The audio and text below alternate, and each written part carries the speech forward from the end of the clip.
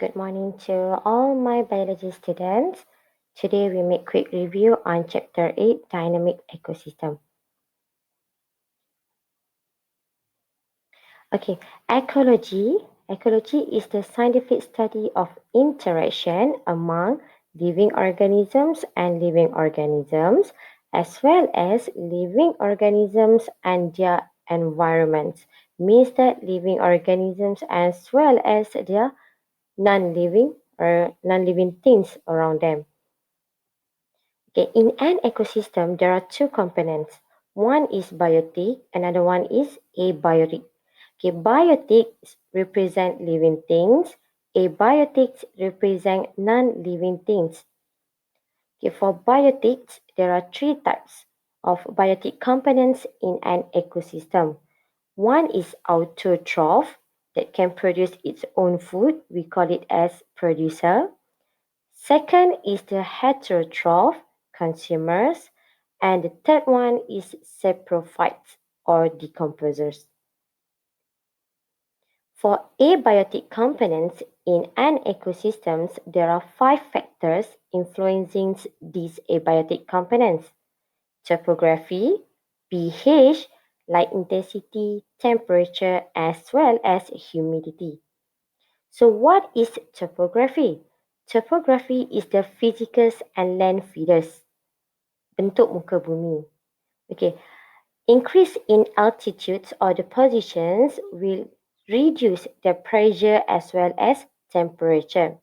So different slopes or different gradients of the physical features represent different organisms and also different size of organisms at each slope. pH. For the pH, okay, most organisms suka hidup dalam keadaan yang neutral, but some organisms suka dalam keadaan yang acidic or alkaline. For acidic, such as pineapples, some microbes organisms. For alkaline, contohnya fern. Most fern sukakan keadaan alkaline. Okay, for the light intensity, higher positions for the big plants or big animals. For the lower positions, mosses as well as small animals. Temperature. This one for the temperature, we focus on enzyme, which enzyme is the catalyst for metabolism's process in our body. So for the temperature, low temperature, low metabolic activities. So low rates of reactions. Okay, optimum temperature mostly for most of the organisms, optimum temperature is 37 degrees Celsius.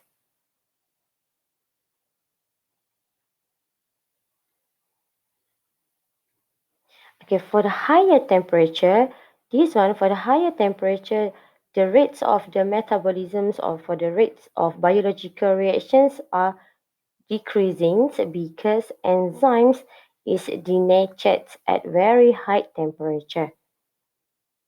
Okay, humidity. Humidity is the amount of water vapor in the air. Jumlah wap air dalam udara kita. Okay.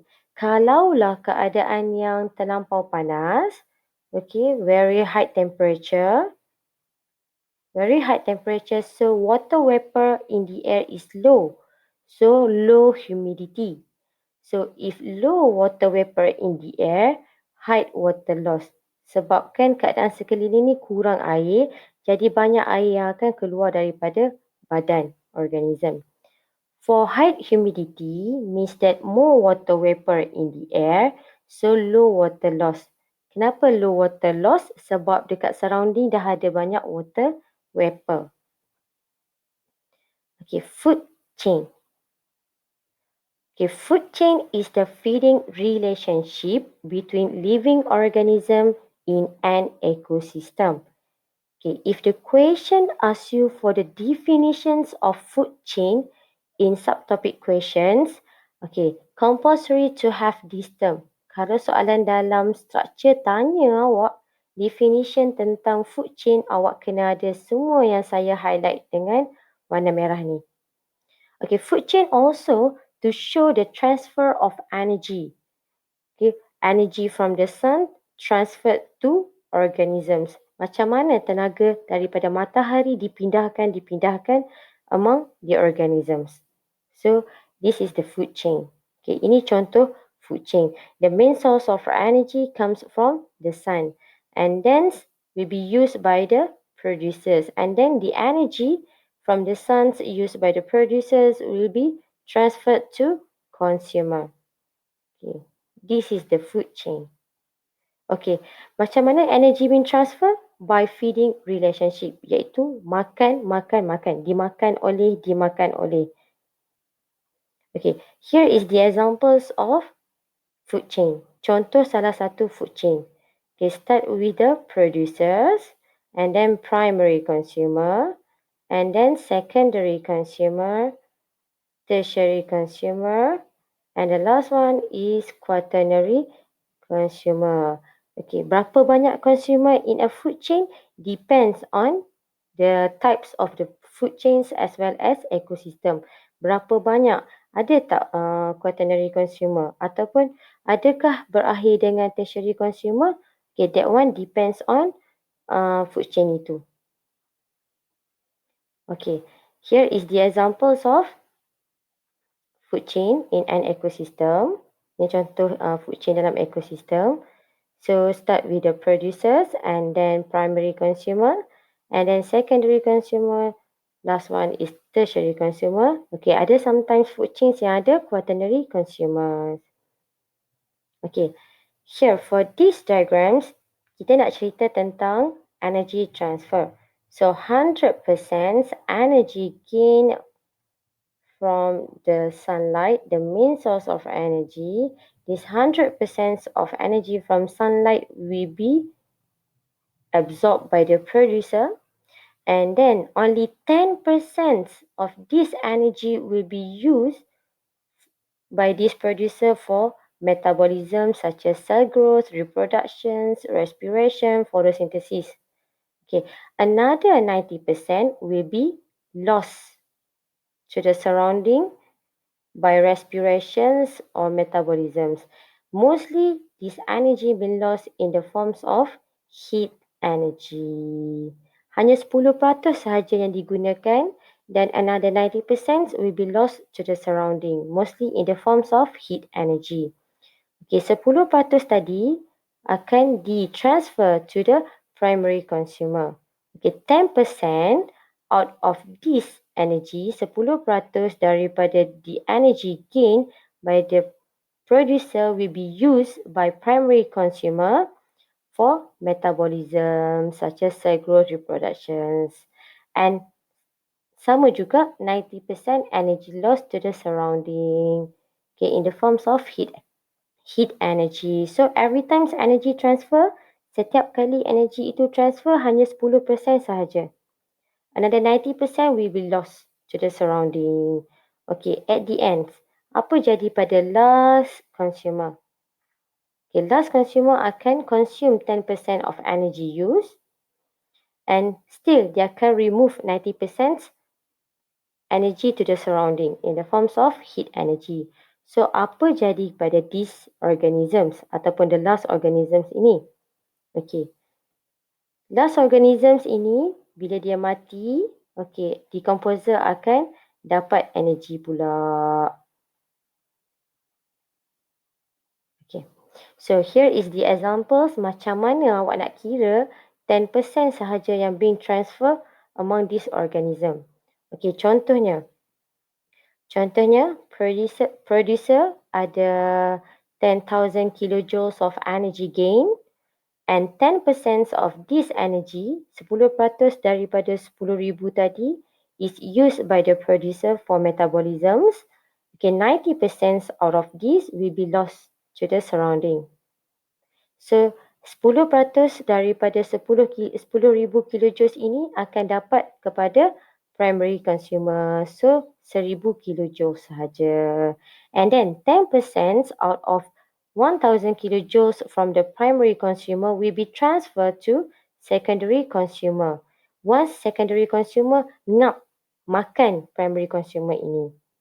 So 10% yang dapat daripada primary consumer hanyalah 100 kilojoule sahaja yang secondary consumer dapat. Another 90% will be lost to the surrounding in the forms of heat energy. Okay, out of 100 kilojoules, 10% of energy will be gained by tertiary consumer once tertiary consumer ngap feed on this secondary consumer. So tertiary consumer hanya dapat 10% kilojoule sahaja. Okay, pada masa yang sama, dia pun akan release out 90% of energy in the forms of heat energy to the surrounding. That's why lah, okay, last consumer, dia akan dapat sikit tenaga. So disebabkan dia dapat sedikit tenaga, dia kena makan banyak untuk dapatkan tenaga yang banyak. Okay. Several food chains will be interconnected and depending to each other. Kita gabung banyak-banyak food chains. Okay, kita akan bentuk one food web. Okay, satu siratan makanan. Okay, in a food chain, each organism can be represented in number and also size. So we represent in the forms of pyramid number. Okay, ini contoh pyramid number untuk represent a single food chain. Okay, untuk bagi contoh satu food chain. Okay, pyramid number. Okay, this one pernah ditanya dalam soalan exam. So, macam mana awak nak draw pyramid number? So, start dengan first trophic level. Ini first, second, third, and fourth. Okay, start dengan first yang bawah sekali, producer. And then second level, primary consumer. Third level, secondary consumer. And fourth level is the tertiary consumer. Okay, for the pyramid number still, kita boleh cerita tentang energy flow. So, 100% of energy gained by the producer will be used for photosynthesis or any other metabolisms. 90% energy loss, only 10% energy being transferred to the primary consumer. And this one repeated to secondary as well as tertiary consumer. Okay, once this organism mati, these organisms mati, the energy will be transferred to decomposer. We call it as saprophytes. Okay, this one. If the question asks you about trophic level, how to identify trophic level? Okay, we start from the bottom. Kita start daripada bawah. First trophic level. Okay, second trophic level, third trophic level, and the last one, fourth trophic level. Okay, semakin ke atas, okay, increase in the size of organisms, but the number of organisms decreasing, semakin sikit. And energy level also decreasing. Mana proof dia? Kita tengok balik yang ini. Okay, these diagrams. At the bottom, first trophic level, second trophic level, third trophic level, and fourth trophic level. Okay, we can see from here, at the first trophic level, at the bottoms, the size of organisms is small. And also the number dia, the number of organisms high, banyak. Okay, compared to fourth trophic level, size of organism is bigger, but the number of organisms low. Itu dia nak cerita tentang trophic level.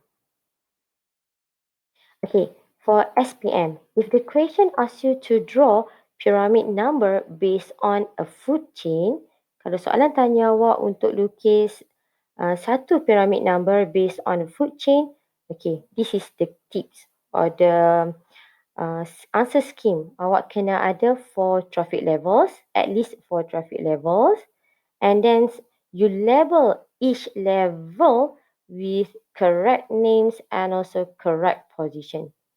Okay, for instance, okay, awak lukis ada at least 4 trophic level. So kita ada 1, 2, 3, 4, 5. Depends on a food chain. Tengok food chain awak ada berapa organism. And then at the first trophic level start at the bottom. Okay, and for the first trophic level, kita start dengan producer.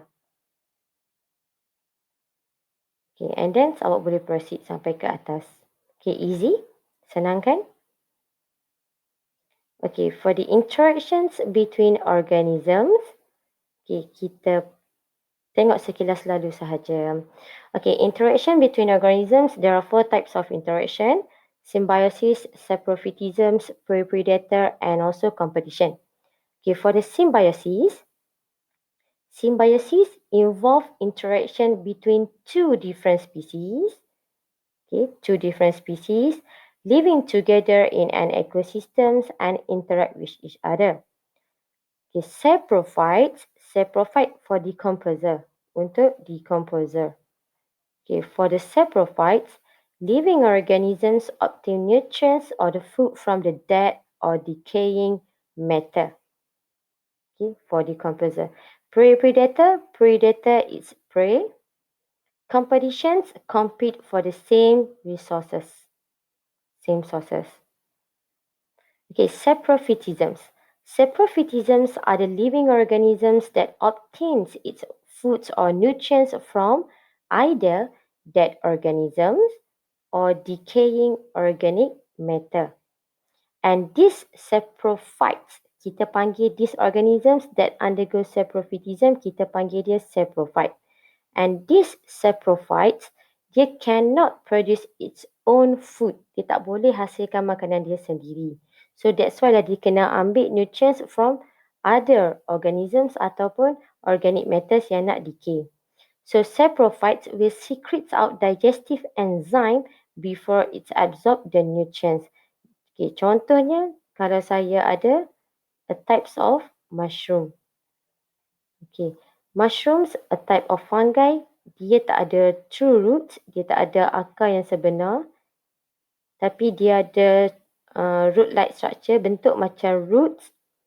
Kita panggil dia sebagai hypha. And this hyphae, kalaulah di atas pokok yang decay, yang tengah nak hancur, okay, these fungi akan secrete out enzyme, and these enzymes akan digest outside of the body of saprophytes. Dia akan digest dekat luar badan saprophytes. So, bila dia digest, this enzyme digest, that readily or simplest forms of nutrients akan being absorbed by these fungi after that digestion. Okay, examples of saprophytes are mushroom, saprophytic bacteria, and also mucor species. Mucor tu kulat yang ada atas makanan awak. Contohnya kulat atas roti yang dah expired. Okay, for prey-predator, okay, one gain benefits, another one akan rugi. Okay, so predator eats prey to achieve stable and also dynamic ecosystem. And for prey predators, they're always fluctuating. Why fluctuating? Ada naik turun.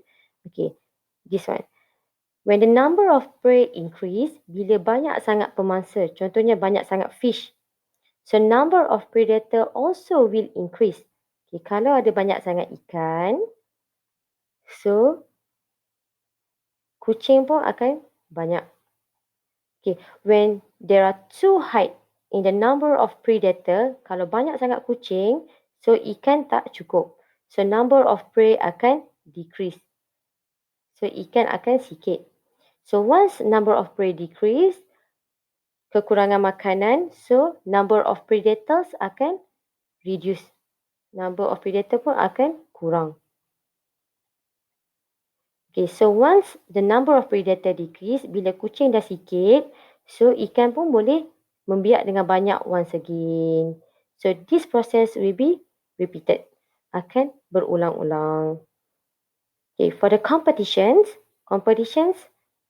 one part akan gain benefits. Another parts akan dapat tak dapat apa-apa. Or sorry, another parts dia akan rugi. So for the competitions, the organism competes for the same sources such as light, nutrients, water, space as well as mates. And there are two types of competition. Okay, competition between the same species and also competition between different species. For the competitions between the same species, we call it as intra-specific competition. Whereas for the competition between different species, we call it as interspecific competition. Okay, here are the examples of the competitions among same species. Okay, dalam spesies yang sama. So we call it as intraspecific competition. Okay, here is the competitions between different species. We call it as interspecific competition. Okay, for the symbiosis. Symbiosis, interaction between two different species that live together and interact between each other. There are three types of symbiosis: commensalism, mutualisms, and parasitisms. How to memorize? Commensalisms, one positive, one zero. Satu dapat untung, satu lagi tak dapat apa-apa. Mutualism, both gain benefit. Dua-dua dapat untung. Parasitisms, one gain benefits, another one rugi. Okay, examples of commensalism.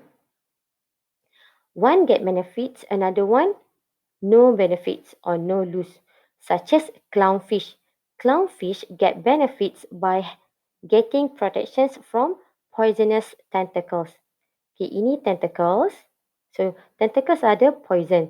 So, clownfish ini dia tak affected by this poison from the tentacles. So, other organisms mungkin akan kena poisons daripada tentacles ini. So, clownfish get protection daripada tentacles ini. Dan juga kalau ada makanan dekat sini, clownfish boleh dapat makanan around the tentacles. But the tentacles from the sea animals, okay, ini sea animals punya tentacles ini, sea animals tak dapat apa-apa pun daripada clownfish. So, this is a type of commensalism. Okay, another example for commensalism is between remora fish and also the shark. Remora fish get benefits by getting remaining foods from the shark, whereas shark get no benefit. Tak dapat apa-apa pun daripada remora fish. Okay, barnacles. Tahu barnacles tu apa? Okay, here is the examples of barnacles. Awak tengok cerita Pirates of Caribbean, awak nampak bentuk ini kan? Ada orang yang ada characters dalam Pirates of Caribbean yang ada barnacles kat badan dia. Okay, this one barnacles on the crab. So barnacles, dia dapat benefits by free ridings. So dia juga daripada free ridings ini, barnacles ni boleh dapat makanan apabila crab itu jalan. Whereas crab tak dapat apa-apa pun daripada barnacles. Okay, ferns. Ferns ada dekat big tree. So ferns ini get benefits by having higher in positions to absorb more sunlight to carry out photosynthesis. Whereas big tree ini get nothing, tak dapat apa-apa. So examples of commensalism. Okay, for mutualism, both get benefits. Dua-dua dapat untung. Okay, such as lichen. Okay, this one. Lichen. Lichens is actually interaction between fungus. Ini fungus. And also yang green color, algae. So, fungus. Do you still remember hyphae? Root-like structures of fungi. Bentuk macam root. Okay. Fungal hyphae ini. Fungal hyphae ini. Okay. Get food from the algae. Algae warna di hijau. So algae ada chloroplast and chlorophyll to carry out photosynthesis to produce food.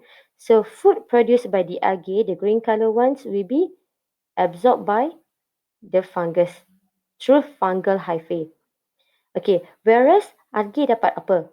Algae gets carbon dioxide, nitrogenous compound and also shelter from hyphae. So both get benefits. Okay, root nodules in leguminous plant. Okay, root nodules ini awak nampak dekat root dia ada bulat-bulat. Okay, this one leguminous plant. Okay, contohnya ada dekat pokok jagung. So, dekat sini there are two types of organisms interact between each other. Okay, dalam bentuk bulat-bulat ini, dalam roots yang bentuk bulat ini, okay, actually dia store rhizobiums species, a types of bacteria. Okay, this bacteria, rhizobium species, will convert nitrogen in the atmosphere into ammonium compound that will be used by this plant. Okay, so apa yang rhizobium species dapat? Okay, plants will carry out photosynthesis that will produce food, okay, to this rhizobium species. So dua-dua dapat benefits. Okay, parasitism. One get benefits, parasites, another one lose host. Okay, there are two types of parasites. Okay, parasite inside the host body, we call it as endoparasite. Parasite outside of the host body, we call it as ectoparasite. Okay, examples of endoparasites are the tapeworms and also, are the tapeworms in the human's small intestine. Okay, tapeworms get benefits by absorbs the nutrients in the small intestine of human, and then humans lose by lack of nutrients. Okay, examples of ectoparasite, parasite outside the host body, such as mosquito, flea, leech, and also lice. Contohnya kutu dan juga pacat dan lintah. So these organisms, these parasites will absorb nutrients from the human's blood, and humans get loose by getting sick or disease. Okay, another example of ectoparasite, parasite outside the host, is the Rafflesia. Okay, Rafflesia species will absorb nutrients from the plant's roots, and the plants will lack of nutrients. Okay, see you next in the next topic about ecosystem.